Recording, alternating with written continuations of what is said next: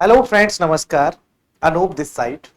Dear all, Rajasthan में बहुत जल्दी ही आपको पटवारी का नोटिफिकेशन देखने को मिलेगा। जैसे ही ये सीईटी का रिजल्ट आ जाता है, पटवारी का नोटिफिकेशन आपके सामने होगा। और बहुत ही इसकी हमारे पास डेट भी हमारे पास आज अवेलेबल है कि जून में समथिंग पटवारी का हमारा एग्जाम होने की संभावना है। सो गाइज, यहाँ पर कब एग्जाम डेट है हमने ये भी जाना। साथ ही मैं आपको बता दूं हमारे पास में इसका एग्जाम पैटर्न क्या है, सिलेबस क्या रहने वाला है और इसके बारे में क्या क्या चीजें आपको जो भी इंफॉर्मेशन जाननी है उसके लिए मैं अवेलेबल हूँ। तो चलिए मैं आपको बता देता हूँ। यहाँ पर ज्यादा देरी ना करते हुए आपको बताना चाहूंगा, पटवार में आपका जो एग्जाम होगा वो यहाँ पर आपके 300 मार्क्स का एग्जाम होता है। 300 मार्क्स का यहाँ पर क्या रहेगा, ये एग्जाम रहने वाला है आपका। याद रखना, कितने मार्क्स का? 300 मार्क्स का आपको क्या रहेगा, यहाँ पर एग्जाम रहेगा। किसके अंदर? आपके इस जो है पटवार के अंदर, याद रखिएगा। अगर हमने कहा तो इसके अंदर क्या क्या शामिल किया गया है, इसके अंदर देखना, पटवार के अंदर पूरा राजस्थान जीके देखने को मिलेगा आपको। राजस्थान जीके में भी अपन बात करें तो हिस्ट्री एंड कल्चर, राजस्थान का जियोग्राफी आपको देखने को मिलेगा। आपको हिंदी देखने को मिलेगी, आपको इंग्लिश देखने को यहाँ मिलेगा। रीजनिंग के क्वेश्चंस यहाँ पर आएंगे, मैथ्स यहाँ देखने को मिलेगा। और साथ ही आपको यहाँ पर याद रखना देखने को मिलेगा कंप्यूटर। कंप्यूटर भी आपको यहाँ देखने को मिलेगा। और कंप्यूटर से रिलेटेड इस बार जो है आपको घबराने की बिल्कुल भी आवश्यकता नहीं है। कंप्यूटर के इस एग्जाम में 15 क्वेश्चन देखने को मिलते हैं। 15 क्वेश्चन देखने को मिलते हैं किसके? कंप्यूटर के। यहाँ 15 क्वेश्चन यहाँ पर आते हैं, ध्यान रखना, जिनका वेटेज 30 मार्क्स होता है। 30 मार्क्स का बहुत होता है कंप्यूटर। और मैक्सिमम बच्चों की प्रॉब्लम भी क्या है, कंप्यूटर है। देखो, राजस्थान जी के हिस्ट्री कल्चर आप लोगों ने पढ़ते आ रहे हैं। चाहे रीट वाला बच्चा हो, ग्रेड वाला बच्चा हो, कोई भी बच्चा हो, वो पढ़ता आ रहा है। किसको पढ़ता आ रहा है? हिस्ट्री कल्चर को, ज्योग्राफी को पढ़ता आ रहा है। हिंदी इंग्लिश आप बचपन से करते आ रहे हैं। मैक्सिमम बच्चों की इंग्लिश प्रॉब्लम है, लेकिन वो मात्र 10 नंबर यहाँ पर टोटल जो है, यहाँ पर अपन बात करें तो 11 क्वेश्चन आने वाले, 10 क्वेश्चन आने वाले हैं इंग्लिश के। और सिलेबस बहुत बड़ा दिया हुआ होता है। साथ ही बात करें रीजनिंग, तो ये बच्चा भी लगातार जो चाहे पुलिस की तैयारी कर रहा हो, चाहे कॉलेज लेक्चरर की तैयारी कर रहा हो, उसे रीजनिंग तो भली भांति आती है और वो रीजनिंग को भली भांति जानता भी है। अब रीजनिंग को भली भांति जानता है, रीजनिंग को भली भांति समझता है, लेकिन बात करें मैथ, तो मैथ प्रॉब्लम भी करती है। और एक कंप्यूटर ये भी बच्चों को क्या करता है, प्रॉब्लम करता है। तो हमारे पास इस प्रॉब्लम का समाधान क्या है, तो मैं आपको बताना चाहूंगा, ध्यान से देखना। राजस्थान में ये हमारे पास जो पटवार की भर्ती है, अगर आप इस बार पटवारी होना चाहते हैं, ध्यान रखना, वैसे बड़ा ही सम्मान्य पद है, बहुत ही प्यारा पद है। गांव में निकलो तो भाई साहब पटवारी साहब आ गए, पटवारी साहब राम राम, हर कोई कहेगा आइए पटवारी साहब चाय पी लीजिए, आइए पटवारी साहब बैठिए। गांव में बड़ी इज्जत पटवारी की होती है, तो बड़ा माहौल अच्छा लगता है, बड़ा अच्छा पद भी है, नौकरी भी अच्छी है और बहुत ही शानदार जो है जॉब है।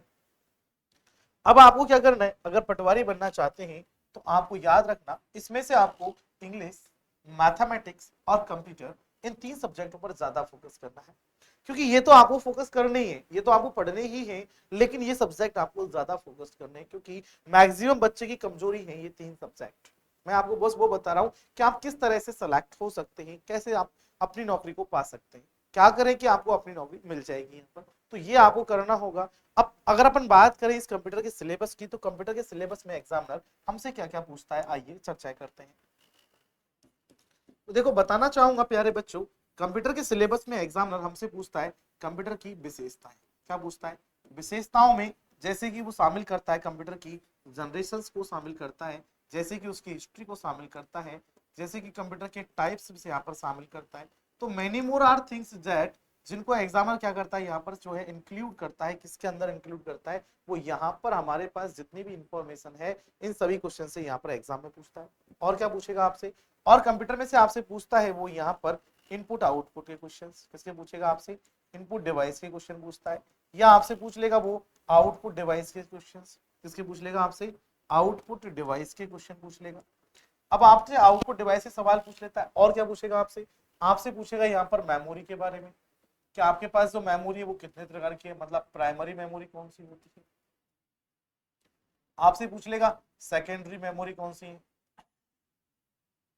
प्राइमरी मेमोरी कौन सी है, सेकेंडरी मेमोरी कौन सी है, हम कौन सी मेमोरी को मेन मेमोरी के नाम से जानते हैं, किस मेमोरी को सेकेंडरी मेमोरी कहा जाता है, किसका यूज डेटा स्टोरेज के लिए परमानेंट करता है, कौन सी अस्थायी मेमोरी होती है, कहाँ डेटा जो है हमारे पास यहाँ पर जिसको किसको वॉलेटाइल कहते हैं, किसको नॉन वॉलेटाइल कहा जाता है। तो many more are things that जिनके बारे में एग्जामिनर आपसे क्या करता है, यहाँ पर सवाल करता है। तो आपको इस बात का बड़ा बेहद ध्यान रखना है कि इस बार सिलेबस को ना इस तरह से पढ़ना है कि हमारा कोई भी क्वेश्चन, और ध्यान रखना मेमोरी से हर बार सवाल आया है, आगे भी क्या आएगा, सवाल आएगा ही आएगा। और क्या इसने अपने से पूछता है, तो ये अपने से पूछता है यहाँ पर सॉफ्टवेयर का इंट्रोडक्शन। सॉफ्टवेयर का यहाँ पर क्या पूछने वाला है, इंट्रोडक्शन पूछने वाला है। याद रखना सॉफ्टवेयर का पूरा इंट्रोडक्शन भी आपको देखने को मिलेगा। साथ ही हमने बात की सॉफ्टवेयर में तो ऑपरेटिंग सिस्टम का इंट्रोडक्शन भी आपको देखने को मिलेगा। साथ ही वो आपसे नॉलेज चाहता है कि आपको इस सॉफ्टवेयर में आपको एमएस ऑफिस बताना है। बहुत सारे बच्चे डरते हैं इस एमएस ऑफिस से, लेकिन अब डरने की आवश्यकता नहीं है, क्योंकि आपका मित्र आपके साथ है और उसका नाम है अनु। अब आपके साथ में आपको इस सब्जेक्ट से बिल्कुल डरना नहीं है, क्योंकि आपको ऐसे पढ़ाएंगे कि आपको दिक्कत ही नहीं आएगी, एक्सेल और पावर पॉइंट। तो प्यारे बच्चों यहाँ पर और कुछ अपने से वो सवाल यहाँ पर जो पूछ लेता है कभी कभी, और वो पूछ सकता है अपने से इंटरनेट के बारे में भी थोड़े बहुत अपने से क्वेश्चन पूछ लेता है। तो ये हमने एक मोटा मोटा उसका सिलेबस उसके टॉपिक वाइज में ना आपको बताने का प्रयास किया। इनमें से वो 15 क्वेश्चन चुनता है। बच्चा सोचता है 15 क्वेश्चन तो है, मैं इतना पढ़ लूंगा, ये पढ़ लूंगा, वो कर लूंगा। भैया बहुत कम बताऊंगा, पॉइंट टू पॉइंट बताऊंगा, पूरा बताऊंगा, ए टू जेड बताऊंगा। एक एक क्वेश्चन को चाहे मैच कर लेना, आपका जहां दिल करे वहां मैच कर लेना। और अगर आपको लगता है ऐसा डाउट है तो मैंने कुछ वीडियोस डाले हुए हैं टॉपिक के, यहाँ जो पढ़ा रहा हूँ वो टॉपिक्स आप पढ़ सकते हैं, देख सकते हैं कि बाकी में वो क्वेश्चंस ऐसे हैं या नहीं जो एग्जाम को अप्रोच करते हैं। मैंने क्वेश्चंस डाले हैं, क्लासेस डाली हुई है, सारी चीजें आपको देखने को मिलेंगी। आपको यहाँ पर ध्यान रखना, इस मंच पर आपको कोई टेंशन वाली बात नहीं आएगी कि कंप्यूटर से मैं हार गया। आप बिल्कुल भी नहीं हारेंगे, इस बात का मैं आपके साथ यकीन दिलाता हूँ। साथ ही आपको चलता हूँ यहाँ से लेकर के अब थोड़ा सा हमारे पास क्या रहने वाला है इस बार। देखो भैया इस बार जो सीईटी है, ध्यान से सुनना, इस बार अभी सीईटी का रिजल्ट आने वाला है। अभी सीईटी के लिए क्या क्या है, इस साल वैधता 1 साल ही, अभी इस साल वैधता 1 साल है, अगली साल से वैधता कितनी हो जाएगी, यहाँ ध्यान रखना 3 साल हो जाएगी। इस बार बड़ा बेनिफिट रहने वाला है। ठीक है, सीईटी ये हमेशा किससे होने वाली है, ग्रेजुएशन से होने वाली है। जो बच्चे ग्रेजुएट हैं, जिनकी ग्रेजुएशन कंप्लीट हो चुकी है, जो ग्रेजुएट हो चुके हैं, जो उनकी मतलब हमने कहा स्नातक हो चुके हैं, जिनका बीए बीएड, जिनका सॉरी बीए बीएससी बीएसीए, इनका ऐसा कुछ हो चुका है, जिनकी ग्रेजुएशन कंप्लीट है, वही बच्चे इस एग्जाम में जिन्होंने सीईटी क्वालिफाई किया है। और सीईटी पे भी अगर अपन बात करें तो हमारे पास जनरल ओबीसी को 40%, अदर को 35% यहाँ पर लेकर के आने, जिनका सीईटी क्वालिफाई हो रहा है तो वही इस एग्जाम में जो है आप बैठ पाएंगे, अटेम्प्ट कर पाएंगे। पहले हमारे पास ये बिल्कुल बिना सीईटी के होता था, इस बार सीईटी से होने जा रहा है। पिछली बार जो हुआ था वो सीईटी से बाहर रखा गया था, लेकिन इस बार ये सीईटी के अंदर है। पहले 15 गुना बच्चे लिए जा रहे थे, अब ऐसा नहीं है, अब 40% बच्चों को इस पर लिया जाएगा, ध्यान रखना। और बच्चा देखो सीईटी में भी पढ़ चुका है, आप भी पढ़ चुके हैं, निश्चित तौर पर आप भी सीईटी क्वालिफाइड है, तभी तो आप इस वैकेंसी को जानना चाहते हैं। तो याद रखना इस समय क्यों और जरूरी है फोकस करना, इसलिए भी जरूरी है कि अभी सभी डिपार्टमेंटों की क्या निकली हुई है, भर्तियां निकली हुई हैं। तो बच्चा अपना आप ग्रेड वाला बच्चा ग्रेड में बिजी है, फर्स्ट ग्रेड वाला सेकंड ग्रेड वाला सेकंड ग्रेड बिजी है, रीट वाला रीट पर बिजी है।